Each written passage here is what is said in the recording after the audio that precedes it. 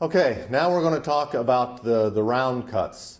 And so we've got the round broken off after we pulled it around that big round muscle, the big hip muscle or leg muscle, or excuse me, leg bone. These are the cuts that surround that bone.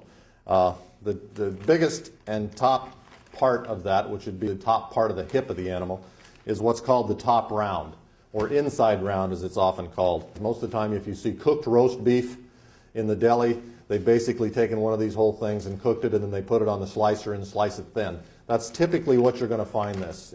You can find it in the stores as cut into individual roast, but it's a very heavy connective tissue piece of meat that doesn't make good steaks. Some people have tried to cut it into steaks, but it doesn't make the best steaks. So it's something that really needs to be roasted or braised, primarily roasted. It makes excellent roast beef. The next biggest muscle on that is the bottom round flat. So that's underneath as the muscle goes down the leg of the animal.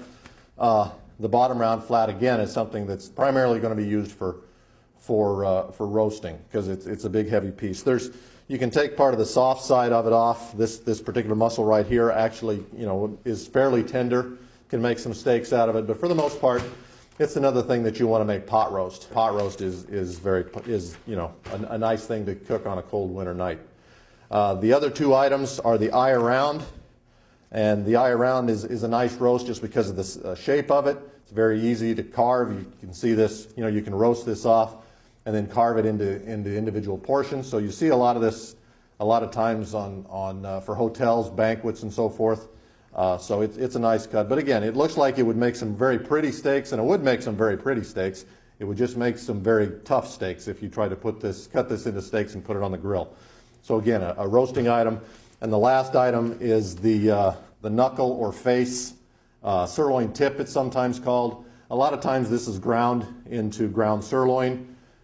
There's actually 3 muscles that make up this, and if you pulled out this center one, it's actually pretty tender. You could cut it into steaks, but then everything else is kind of tough, and you want to roast that. So typically you'll find this in some retail stores as pot roast or spoon roast, but it's something that needs to be roasted.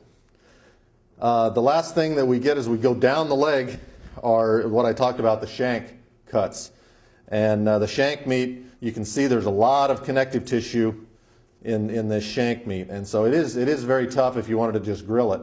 But if you put this in a crock pot or put this in a braise for several hours, the longer, lower speed or lower temperature that you cook this, the more all this connective tissue is going to turn to gelatin, and it just makes a delicious roast or delicious braised portions. And so we've just basically cut it into 3 like ossobuco portions of it. So that is pretty much the round cuts. The 4 cuts make up the round of the animal.